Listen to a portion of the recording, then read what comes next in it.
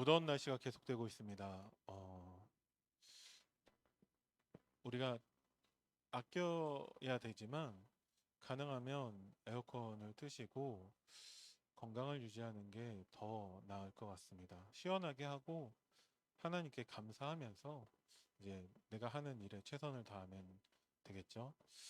음, 우리 옆에 있는 나라 일본은 우리가 선진국으로 알고 있는데 뭐 실제 우리나라보다 경제 규모도 크고 많은 부분에서 먼저 발전한 나라이기도 하죠. 그런데 1인당 소비나 여러 가지 지표 면에서 우리나라가 앞지른 지 오래됐다고 합니다.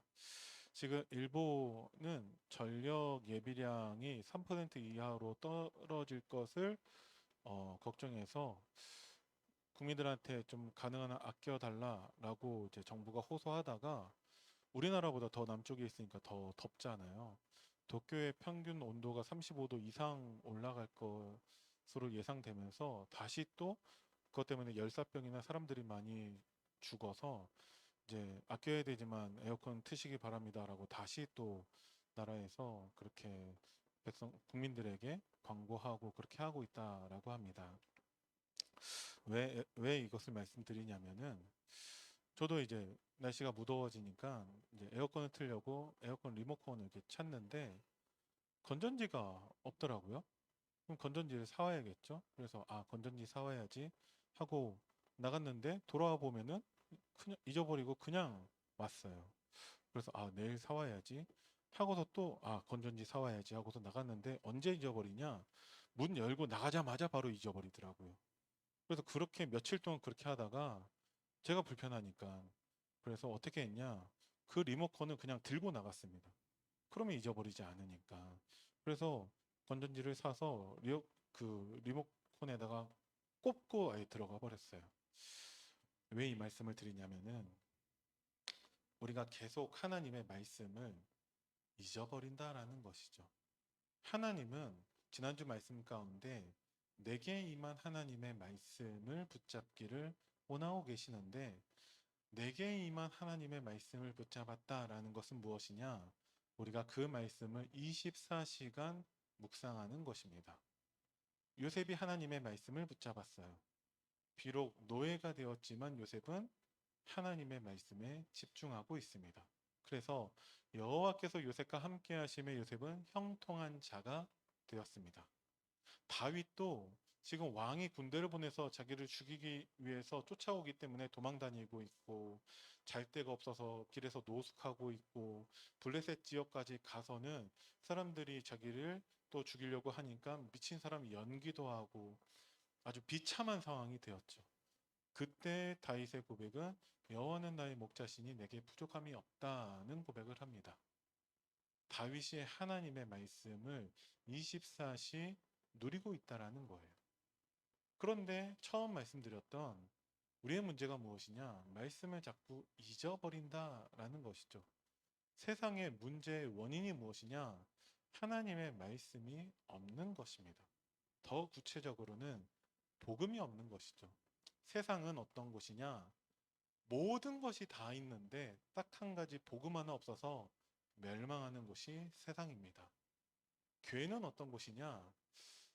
세상에 있는 것들이 우리에겐 없을 수 있어요. 부족하고 연약한 사람들이 모여 있는 곳입니다. 하지만 그 세상을 살릴 수 있는 복음이 있는 곳입니다. 그 복음은 그 누구도 어떤 것도 막을 수 없습니다. 그 복음을 하나님이 우리에게 주신 것이죠.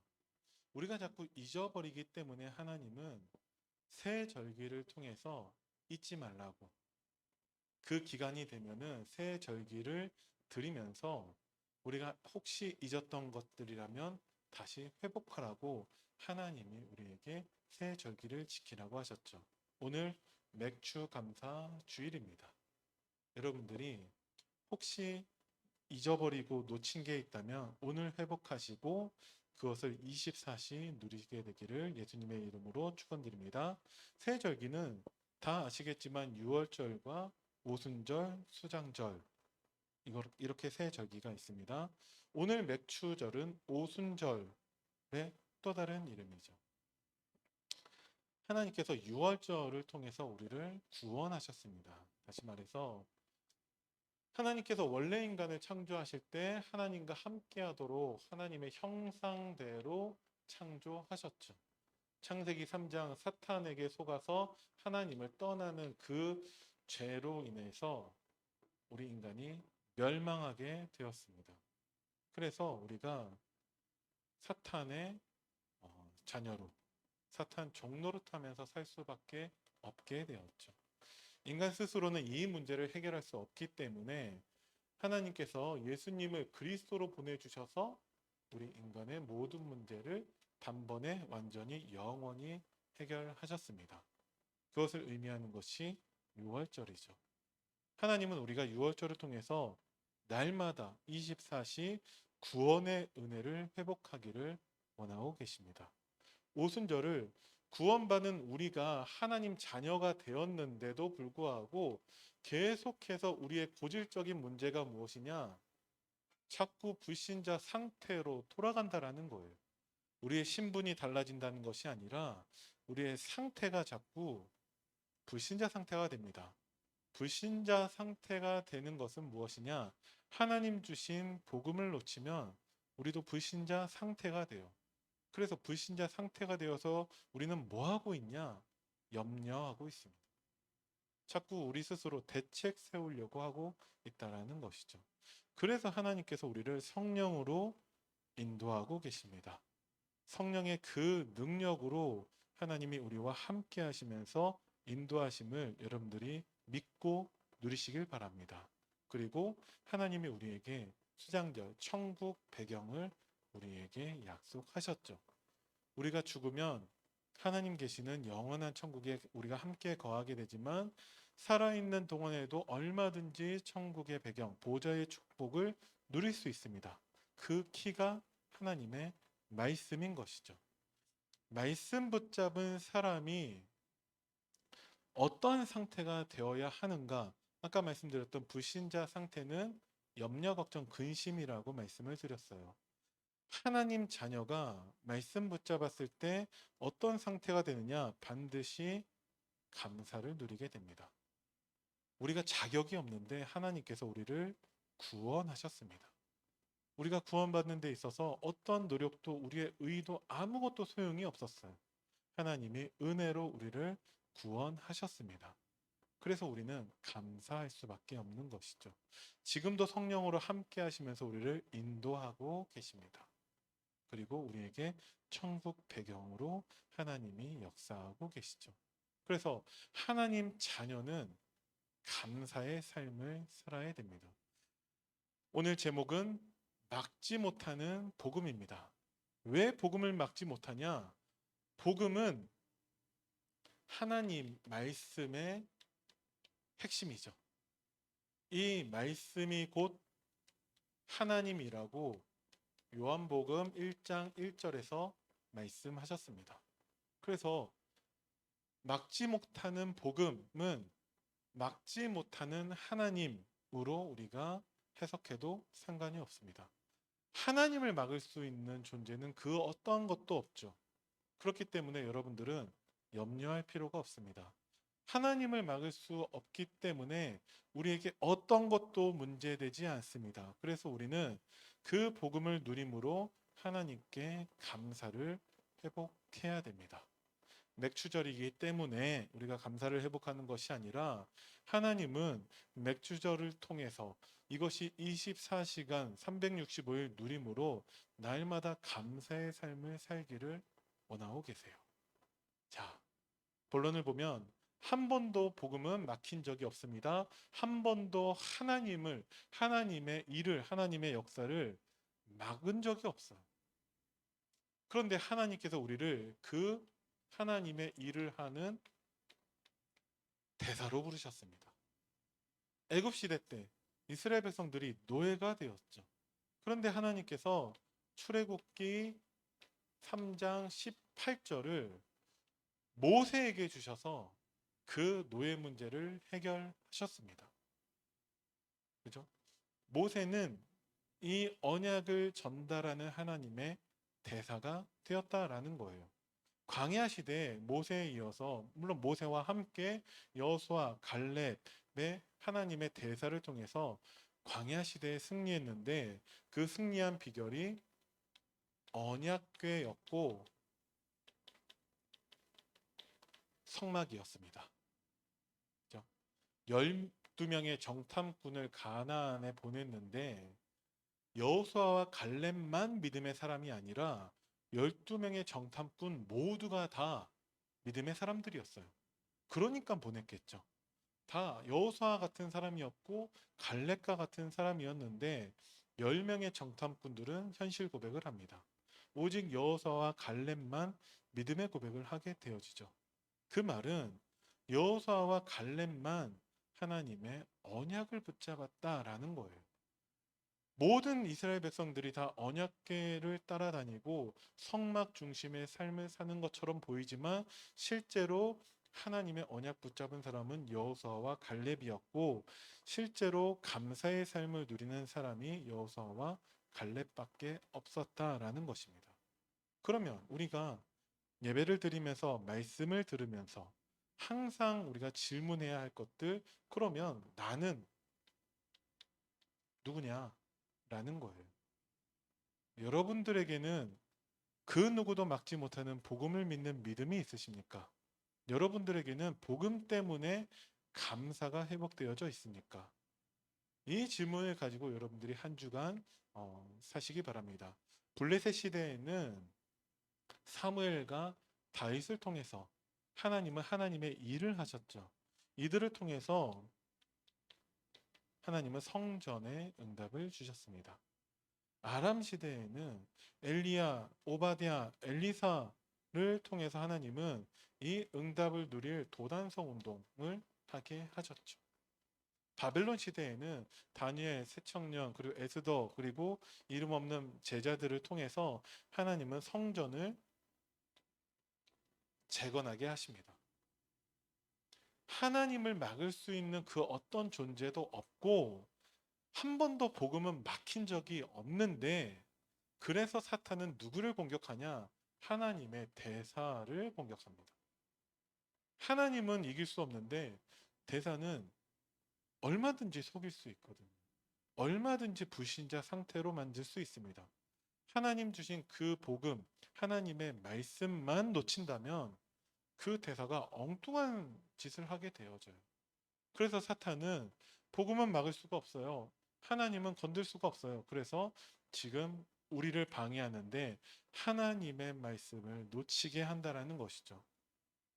에어컨에 건전지 넣어야겠다라고 생각하고 문을 열고 나갔는데 나가자마자 잊어버리는 저처럼 우리가 예배드리고 말씀 받았는데 교회 문을 나가면서 바로 말씀을 잊어버리게 만듭니다. 사탄은 우리가 말씀 놓치게 하는 것에 전문성을 가지고 있어요. 그래서 지금 그 창세기 3장부터 지금까지 이것만 하고 있습니다. 이것만으로도 마치 복음을 막은 것과 같은 그런 현상을 만들어낸다라는 것이죠. 복음을 막을 수 없는데 이 복음을 전하는 하나님의 일을 맡긴 대사를 방해하고 있다라는 것이죠. 그래서 여러분들이 오늘 하나님의 말씀 붙잡고 참된 감사를 회복하시기 바랍니다. 하나님께서 우리에게 복음을 주셨고 우리를 대사로 세우셨기 때문에 바울은 그 권세를 사용한 것이죠. 그렇죠? 바울이 어떤 권세를 사용했냐? 바울은 로마 시민권자였어요. 그래서 재판 없이 감옥에 가둘 수가 없는 거죠. 그래서 어디에 있었냐? 셋집이라고 나오죠. 바울이 자기 셋집에 머물러 있었어요. 얼마 동안? 2년 동안. 그죠? 유대인들이 아무리 바울을 죽이려고 하더라도 바울이 가지고 있는 그 권세 때문에 감옥에 갇히지 않아요.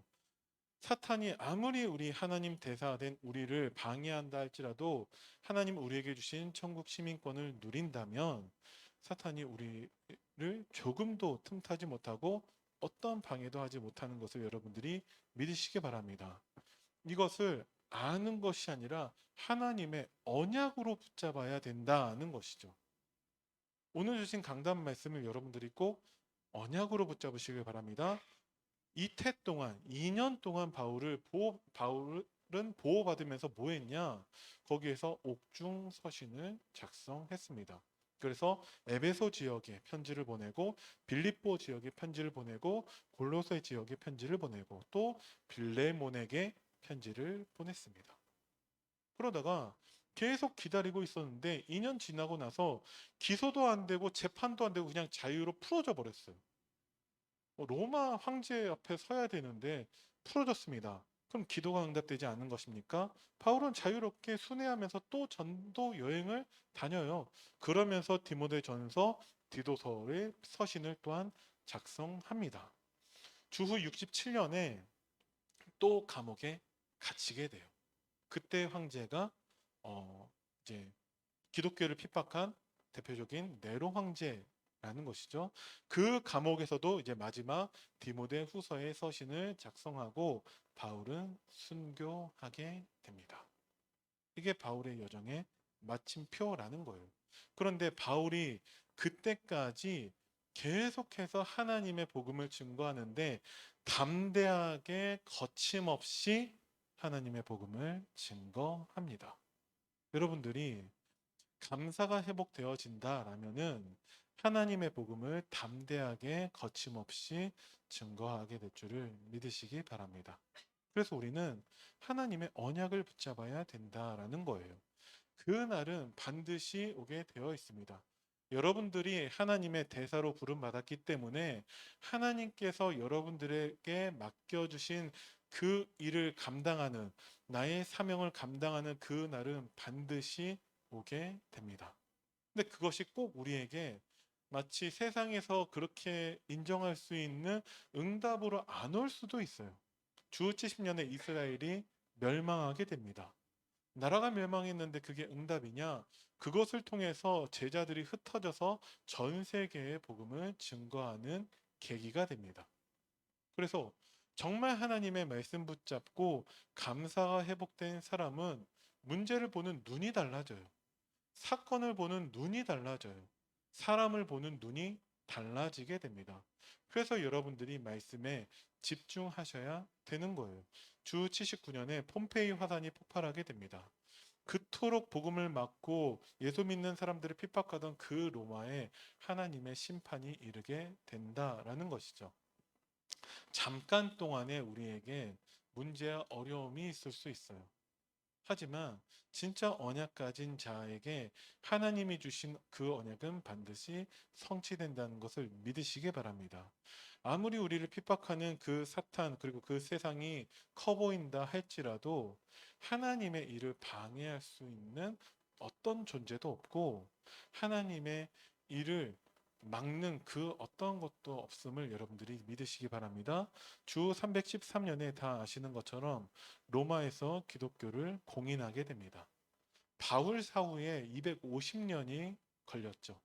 250년 동안에 저 막지 못하는 그 복음을 붙잡고 기도하며 담대하게 거침없이 복음을 증거한 제자들이 있었다라는 것입니다. 우리 안디옥 교회가 비록 겉으로 봤을 때에는 뭐 성도도 많이 없고 보잘것없는 교회처럼 보이지만 막지 못하는 그 복음을 우리에게 주셨기 때문에 우리 교회의 제자를 통해서 우리 교회를 통해서 반드시 로마 복음화처럼 부여 복음화와 우리나라 복음화와 세계 복음화가 이루어질 줄을 믿으시기 바랍니다. 그래서 우리는 결론으로 말씀드리면 딱 한 가지 복음만 누리면 됩니다. 어떻게 복음을 누리실 것입니까? 다른 말로 하나님만 누리면 됩니다. 하나님은 우리가 너무 사랑하지만 눈에도 안 보이고 우리가 느낄 수도 없고 만질 수도 없어요. 그래서 하나님께서 스스로를 나타내신 방법이 말씀이라는 것이죠. 그 말씀을 여러분들이 24시간 묵상하셔야 됩니다. 그것만이 말씀 누리는 거예요.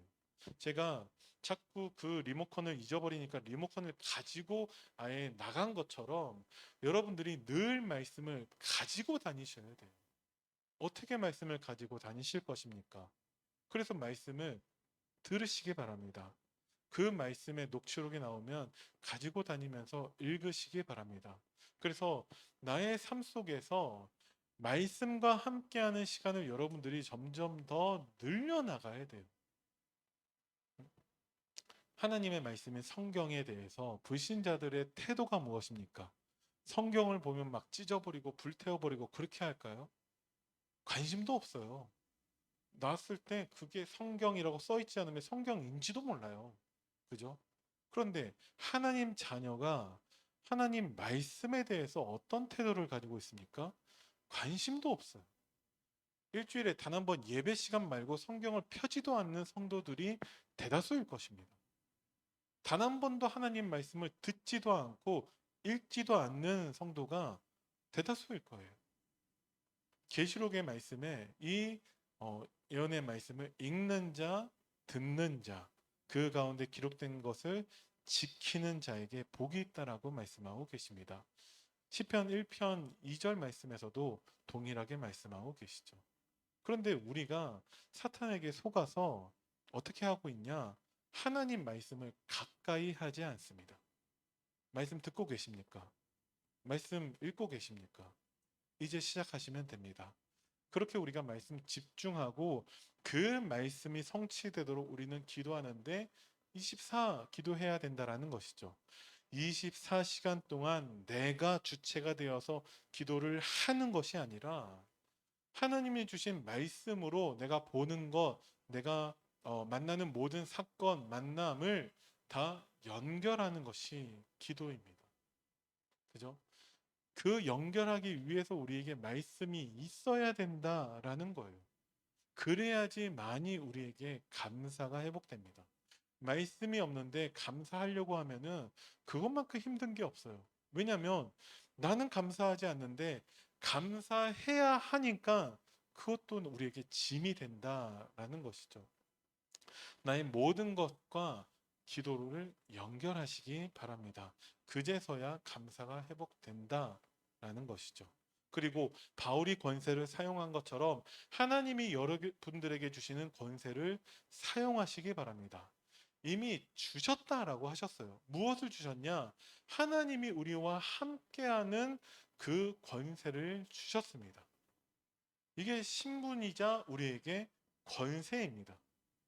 예전에 봤었던 어떤 드라마에서 재벌 이제 사장이 주인공인데 자꾸 자기 친척이 자기 자리를 넘보고 있어요. 그래서 자꾸 일을 만들고 자기를 괴롭히고 있으니까 어떤 일에 대해서 가만히 있으면 안 되겠다. 자기 비서한테 가만히 있지 않겠다. 그러니까 비서가 어떻게 할 것이냐 물어보니까 그 사장이 하는 말이 엄마한테 일를 거라고 하더라고요. 실제 드라마 대사거든요. 시크릿 가든 뭐 보셨겠지만 그 거기에서 현빈이 하는 대사였는데 저는 그때 그 대사 보면서 되게 충격이었거든요. 맞다. 엄마한테 이르면 되지. 맞다. 하나님께 이르면 되지. 사탄이 우리를 속이고 공격할 때마다 하나님께 이르시기 바랍니다. 그게 기도죠. 많은 사람들이 기도를 어렵게 생각하고 기도를 못한다라고 하고 어떻게 기도할지 모르겠다라고 합니다. 그냥 하나님께 이르시기 바랍니다. 그죠? 나와 함께 하시는 하나님을 누리는 것이 우리에게 가장 첫 번째로 누릴 권세임을 여러분들이 믿으시기 바랍니다. 그래서 예수님께서 하늘과 땅의 모든 권세를 내게 주셨는데 내가 너희와 세상 끝날까지 함께 하시겠다라고 마지막에 약속하셨습니다. 그것을 누리라는 거예요. 여러분이 가는 곳마다 하나님 나라가 임합니다. 그것을 여러분들이 누리시면 됩니다. 내가 하나님 자녀, 내가 가는 모든 현장에 하나님 나라가 임하는 것을 여러분들이 계속 묵상하시면 됩니다. 그리고 여러분들을 증인으로 세우신다라고 약속하셨어요. 우리는 부족하고 연약하지만 자꾸 우리는 하나님의 복음을 잊어버리고 감사하는 게 아니라 염려하고 있지만 하나님은 우리를 증인으로 세우신다라고 약속하셨습니다. 그것만 언약으로 붙잡고 있으시면 돼요.